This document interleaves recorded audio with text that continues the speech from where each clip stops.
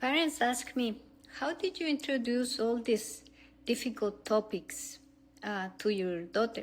Like all these things that you learn from quantum science and epigenetics and neuroscience. It is very hard for all of us grown-ups to understand. And how do you make it for a kid? How do you teach it to your kids? So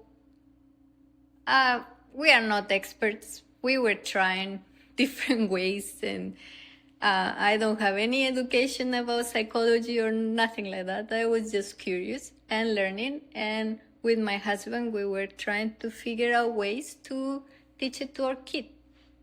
So what worked for us that I think might be something useful for you is 3 things that really worked for us. One is that we always use very simple words, which is very hard because when you start learning, you want to say exactly the same words.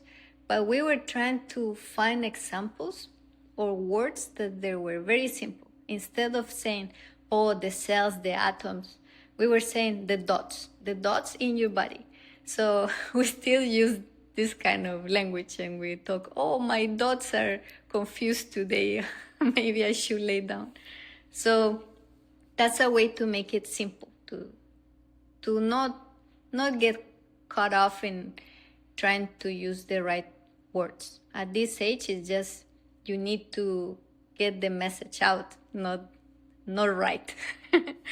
The second thing was always trying to see miracles in the daily stuff. Like every little thing, we were trying to say, wow, this is amazing.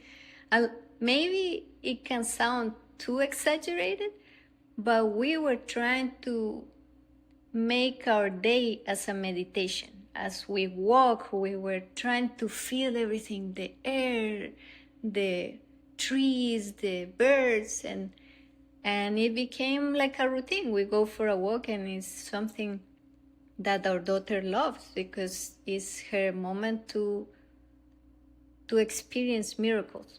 And every little thing that happened in our life was a miracle. If I could find the sock that was missing, I would say I manifested.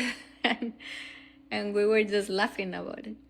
And the third thing that is very important is to make it playful, not to make it a lesson, because lesson in our brains, in everyone's brains, adults and kids, we think that, oh, we need to be serious, we need to be very responsible, and commitment, and everything is so heavy.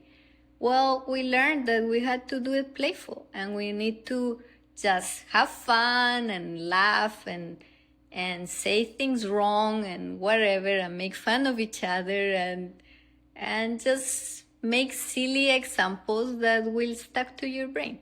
So one little example is one time we were in Dr. Joe's retreat, and we were learning about the 4th dimension, the 5th dimension. So he was teaching that to go to the 5th dimension, the dimension of possibilities, where all the possibilities are, you had to go through the 4th dimension that is nowhere, no thing, no body, no time.